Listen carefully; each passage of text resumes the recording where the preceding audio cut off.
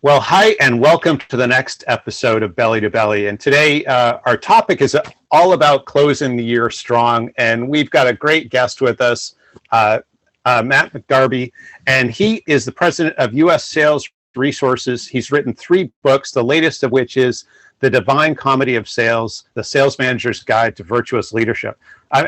Just the title is amazing for sure. And that must be a really big book. Yeah, it's massive. Yeah. Well, credit to my editor on coming up with the title. If it was up to me, wouldn't have come up with anything quite as poetic. But, I assure everyone, it is not like a 900-page poem. It's a little tighter than that. So. I'm sure. So, I'll just frame this. So as I talked about with you, Matt, our audience are companies that are outside the U.S. and working on U.S. entry. And so they're, could be in Europe, there could be in Asia, Australia, and so on. And they're certainly, they have good sales traction generally where they are, and they're looking to come into the U.S. and be strong. Many of them have sort of existing teams and operations here, and others are a bit earlier stage. But sales is, sort of right in their sweet spot of what's really important. And I guess, what I'd like to do as we talk here, I'd like to spend some time on this topic, and then certainly we'll chat about your book and about, Sure. Your work as well. But just getting to the topic, when you think about the topic of closing the year strong, what are some of the things that you begin to think about when that sort of topic comes around? Sure. Closing out the year strong, it conjures up images of, pressing, right? Pressing to try to get numbers in by this artificial deadline that we have. It's an important one. It's the end of year. We got to hit our numbers, right? The thing that I think of, and a lot of this stems from my training and where I kind of grew up in professional selling, which was back at Huthwaite, which was Neil Rackham's company. And, so anybody listening, that's spin selling, that's rethinking the sales force. It's that environment. I think about buying behavior and just how important it is that we remember how buyers buy, and that regardless of what you sell, you have to pay really close attention to what kind of buyer you have and how they go through their decision-making process, because it can be really tempting when you've only got 60 days left in the calendar year to press, right? I'm gonna pull out all the stops. I'm gonna offer discounts. I'm gonna do, commit unnatural acts in the selling process to move a deal forward. Which could be perfectly fine if you have a buyer who's looking for that quick, frictionless, make it easy on me, lower my price kind of a buying decision. And in the world, I don't know what the percentage is, but there is a very large share of people who are buying that way today. Think of software as a service, and right. But then there's a whole other range of buyers who aren't buying that way, and who are going to buy on their own time, and who need to invest some time and effort and brain power in the process of decision making. And it's with those buyers we have to be really super careful about what we do when we're trying to close out the year strong, right? We want to press them, we want to give them discounts, we want to sweeten the deal, and here they are trying to just get some value out of the process of buying. They don't want to be rushed, right? And they're looking for who can we trust, right? So I think you have to pay close attention. If you're trying to close the year out strong, know which buyer you're dealing with here. And you could, for those listening, you could have both kinds of buyers, but you cannot serve them in the same way at this time of year, right? You can't, because you won't meet the needs of the people who want the really frictionless sale, low price, make it easy, right? You also won't be meeting the needs of people who really need you to invest, build trust, add value, help them see things differently as they make their decision. So I think that's the thing that people forget, that buyers have a kind of a natural psychological process they go through. It's going to run its course. Sometimes it's really short, sometimes it's really long and complex. Let's not confuse the two. Well, as you were saying that, it makes me think about, probably the most important sales characteristic, which you could call it a variety of things, but listening or empathy. But that idea of really understanding your customer and their motivations and interests and how they win, how they see success, all those types of things. But is that what you're talking about? Yeah, exactly. And if I'm leading a sales organization, whether it's a small team, it's me and one or two other people, or it's a very large sales organization, as a leader, my responsibility is to go through a process with my team where we look at our pipeline and really give some thought to who are those clients that if we did engage and we kind of talked about the timeline of their decision-making process, that we wouldn't put them off, right? We actually could accelerate their decision-making process and bring a deal home before the close of the calendar year. Where should we do that? And where shouldn't we do that, right? What are the deals that we should certainly try to advance? It would be wonderful if we could get them over the line. But nothing says I'm not really empathetic more than going to a client and kind of pushing an artificial timeline on them. They know when we do that to them, and they don't like it. So that's really, I think, what sales leaders need to do, and they need to govern that.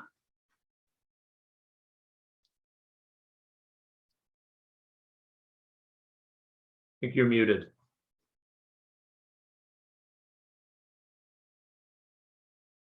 Sorry about that.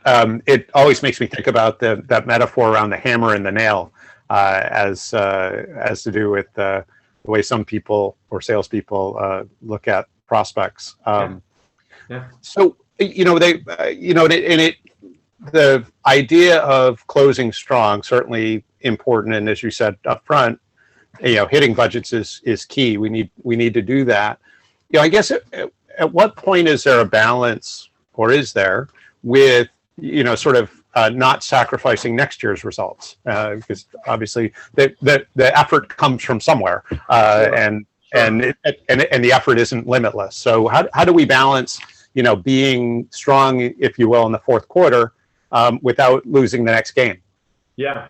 Well, the risk of losing the next game really resides mostly with those buyers who are the extrinsic value buyers, right? They need you to invest. It's going to take some time. They're going to buy on their own time. So with them, I think the message is it's not about finishing strong. It's start strong, right? If we really want to accelerate decisions, right, move deals along faster with those kinds of buyers, we have to invest early in the process. And the way that we ensure that we don't, rob Peter to pay Paul at the end of the fourth quarter, and then we look at the first quarter forecast, we're like, oh my God, what happened? What did we do? The way that we avoid that is that we maintain a steady focus on the opportunities in the pipeline that are in their earliest stages. Why? Because that's where we can really add insight and value for those particular kinds of buyers who want us to do that, right? And we do a better job, certainly, of qualifying, but of developing the kinds of needs that are going to lead to opportunities closing in the first quarter. Maybe they'll actually close sooner, right? If we've done a good job of developing needs, they're strong enough, there's urgency, the buyer understands the value of taking action, they understand the cost of not acting. Why? Because we've done a really good job of navigating their all of the different people who may be involved in making the decision, and developing and validating the kinds of needs that will drive them to act. Because that, in the end, in the more complex sale where we play a role in adding value as sellers, our job is always to sort of understand what is their desire to act right now, right?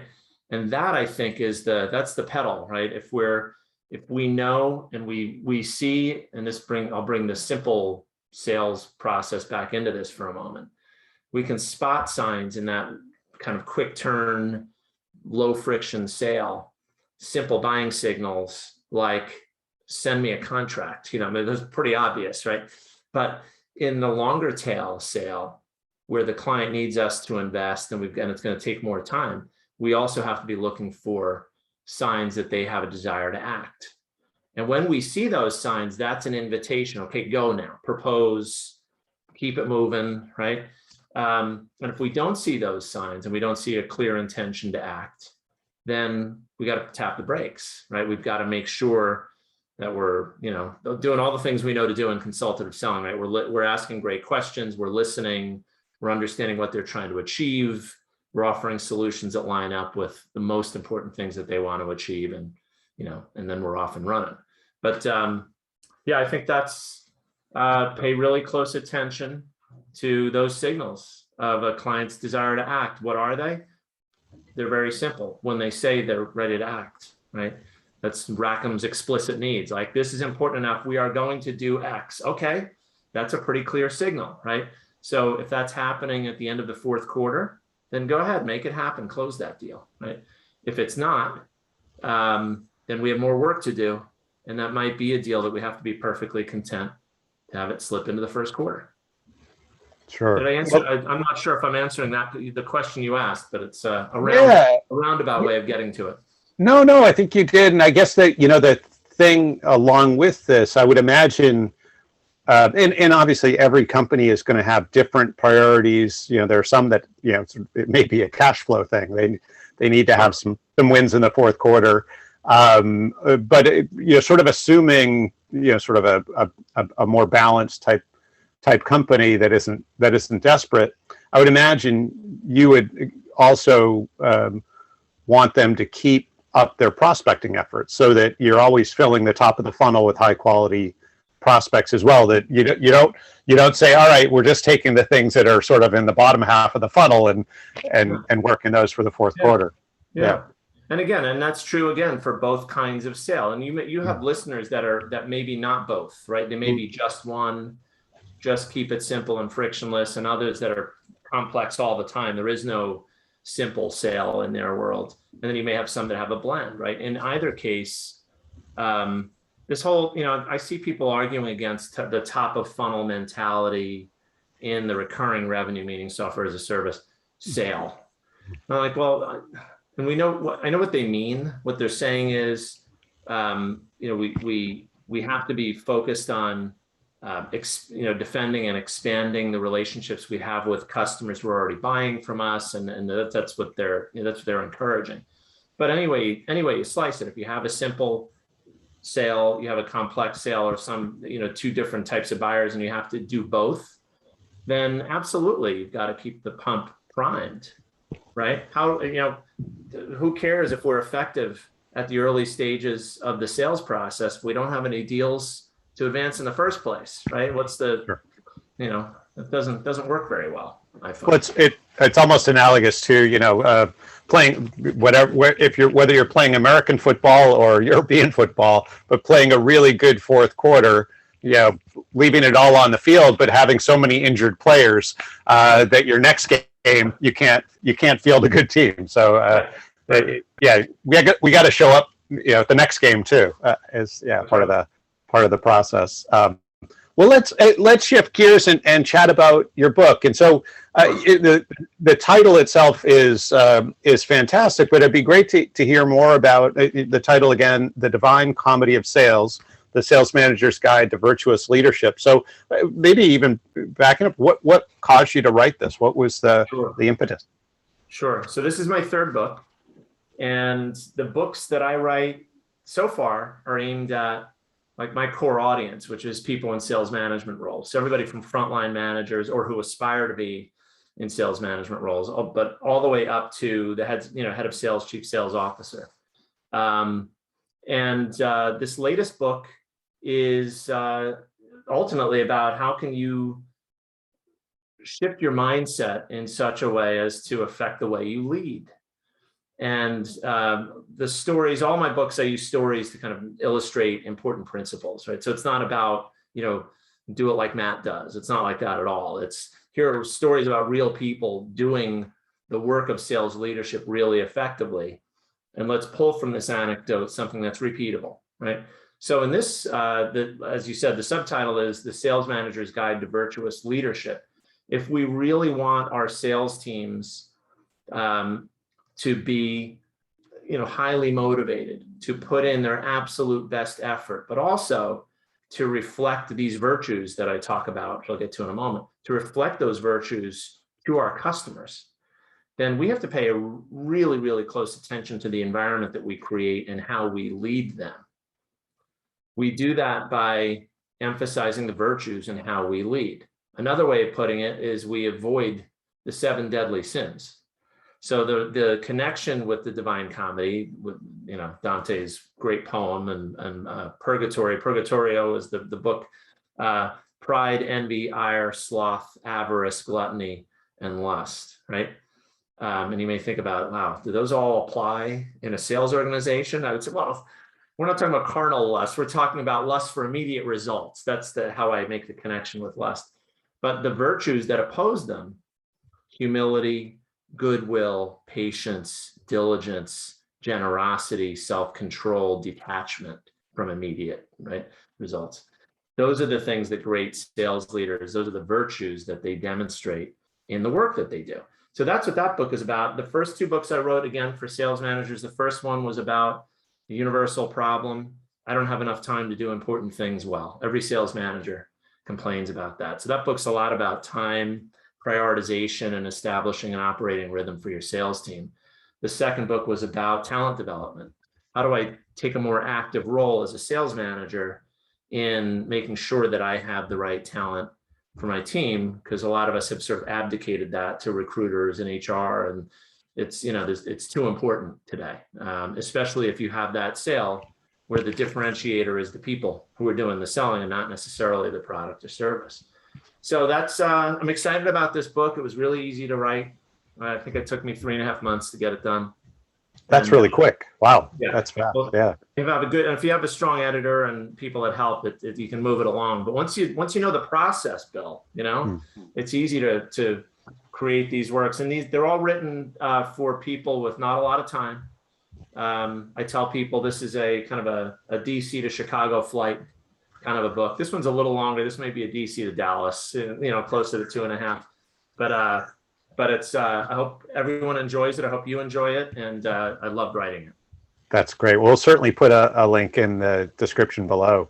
Yep. But is there a 4th book in your head? I guess when you think about you've obviously delivered some great content for sales managers, but what's missing? What do they need still? Yeah.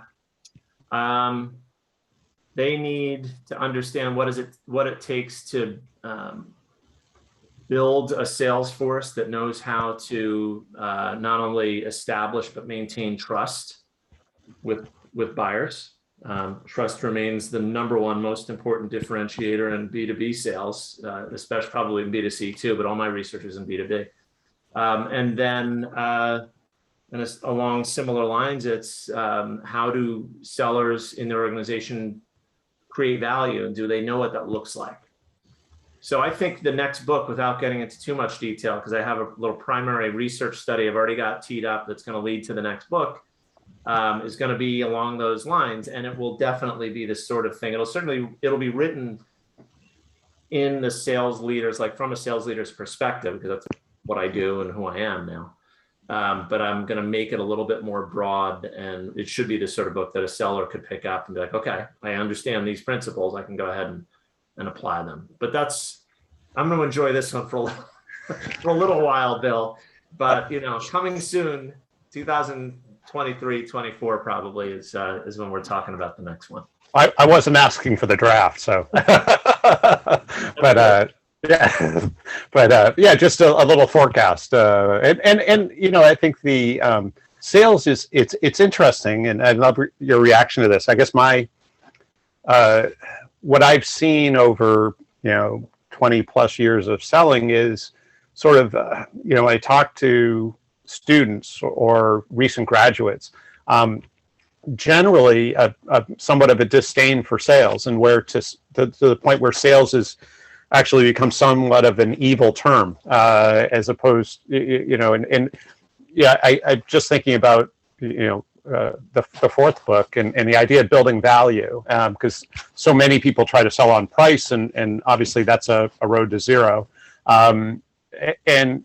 Yeah, I guess, are you seeing the same thing or something similar where sales has sort of evolved into, or for many is evolved, sort of away from a good career path, and where there's zillions of people who want to sell via social media and having sort of an arm's length from the customer, as opposed to a relationship and empathy, and as you said, a place where they're building trust.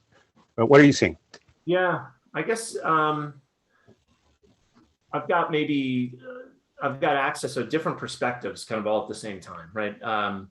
One, because I do what I do, right? And I talk to people who are leading sales organizations and who are talking about the, kind of the new blood coming into the organization, and where are these people coming from? What is their attitude about selling?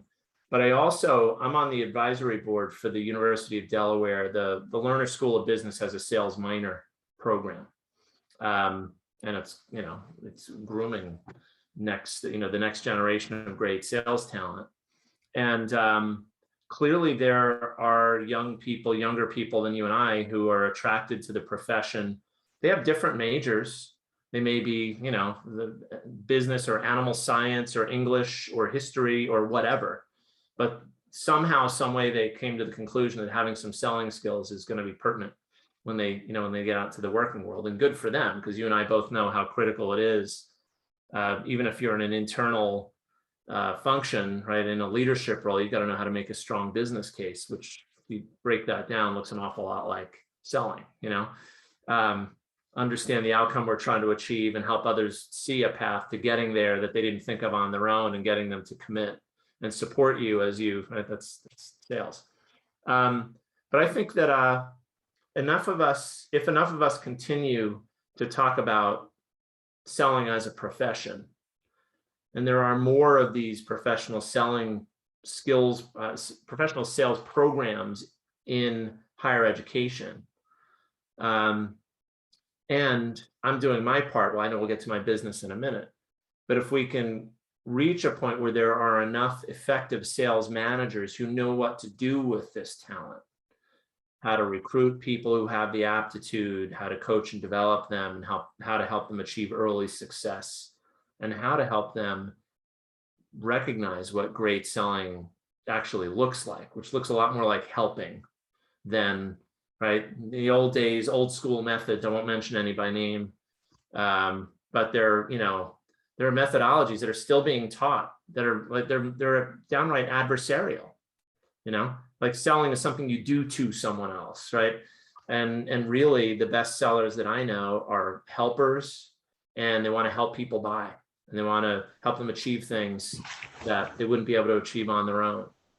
So, the profession needs to attract more people like that, and we need more skilled coaches and developers of talent to make the profession more attractive.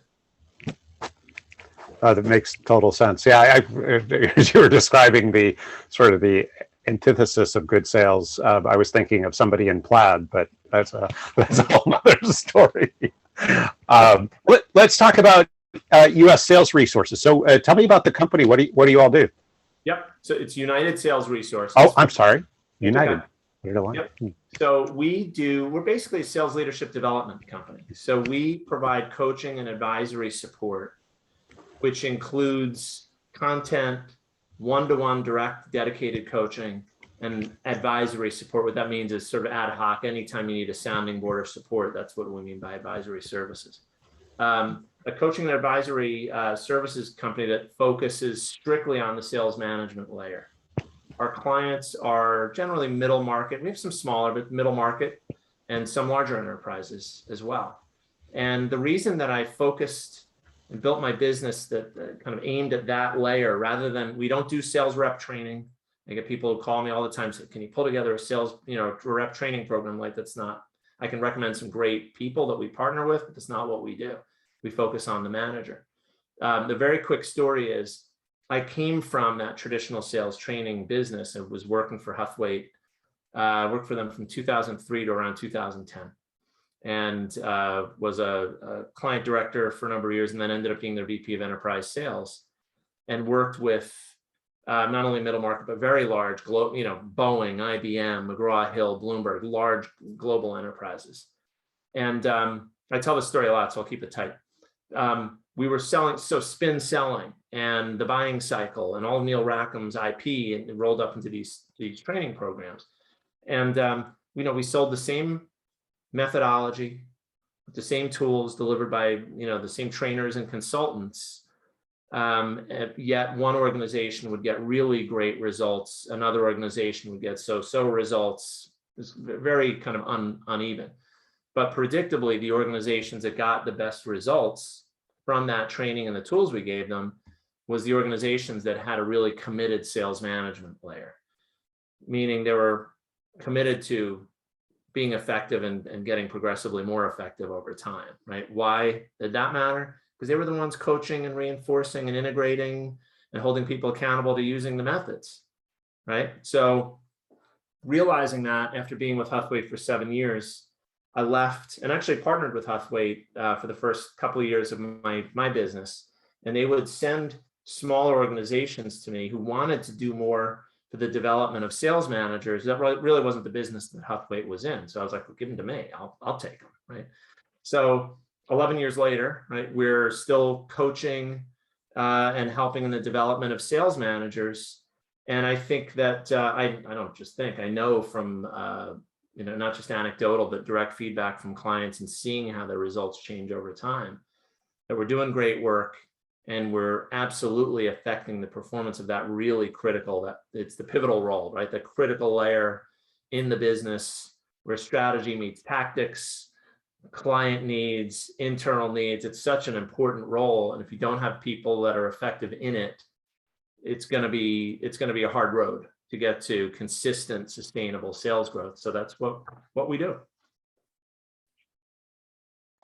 That's so cool. The with sales management, it's there's so much sales training that's out there, but so little attention paid to management. And quite often, people who are promoted, as you more than well know, are good salespeople, yeah. And suddenly they find themselves in a management role, and it's a totally different skill. They're used to being out in the field and on the road, and suddenly they have 10 people reporting to them, and they're having to exercise totally different muscles. So it's amazing. So it makes me things like, my God, what did I just do? Yeah, why did I do this? I do this. This harder, and I'm not making as much. Why did I do this? So, but an important role, right? So, but yeah, you're right. And most people are not equipped when they first get the job because they haven't done it before. And like you said, it is a completely different set of muscles.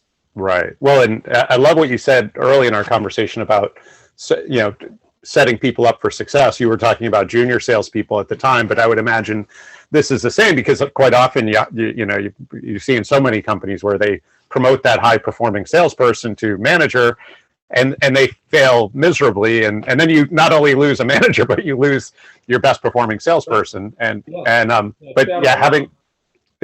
really kill yourself. But the idea that you're setting people up for success seems like a real fundamental part of what you're doing. Yeah, it is. That's awesome. But I give a lot of credit to the people who hired us, not just because they've made such a great decision, of course, but because they recognize what you just said, right? We have to do more than just put this person in the role and keep our fingers crossed. We really have to make sure that he or she are set up to be successful and they have the support that they need as they make this transition, because that's what it is. And it's not an overnight transition. And it can be a really, really frustrating experience for everybody, but especially the person who was just promoted, right? Because they can't kind of go back to doing things the way they once did. And it's awfully tempting. You probably know this yourself, right? It's really tempting after your first year or two of sales management to say, maybe I'll just go back and carry a bag again, because that felt a lot easier than this. So we're just trying to ease that process and give them confidence and have them achieve early success, which certainly involves hitting targets, but also involves getting comfortable in the role and achieving whatever it is that you personally, Miss Sales Manager or Mr. Sales Manager, are trying to achieve in your life. And that's the thing that gives you real satisfaction and motivates you to keep growing in the most difficult job in the company. Yeah, yeah, absolutely. You take all the arrows from every direction. Yeah. And you have to smile when you're doing it. So yeah, exactly. Exactly. Well, this has been great, Matt. I really appreciate you spending the time. And I don't know where it all went. It seemed to go really quick. But any final words in terms of wishes you'd have for our audience in terms of closing the year strong? Yeah, I would just kind of getting back to where we started here. Think about, you want to close the year strong. Think about it from your buyer's perspective. What could you do for them legitimately that would be so valuable that they would be motivated to act sooner, right? Before the end of the calendar year. And what should you do, or what should you avoid doing that might be off-putting to the buyer, right? Focus on the buyer and all that you do. I think even in a time like this, and when the year is getting short, you can't forget that, because like you were asking about, the pain will come in the new year, right? If you don't do right by your customers at the end of this year, it won't be without consequences. So I hope that's not too dire a warning, but it's like, I'll turn around and say, focus on the buyer, right? Do what they want, know how they buy, and add value to the extent you can. No, I think that's perfect. I have an old sales boss who used to say, do what you need to do in terms of closing sales. But he said, remember this, that the very worst you ever want to be on someone's list of choices is second. You don't want to get to a place where you're hell no. So we want to be sort of thoughtfully aggressive where it makes sense, but let's not mess things up to a point where the relationship is soured. So that's the balance. That's the balance. Yeah, no doubt about it. But well, thank you again, and thank you to our audience for being with us today, and certainly like and subscribe so we can keep you up to date on all the latest good sales stuff. But thank you, Matt. It was fantastic to spend time with you today.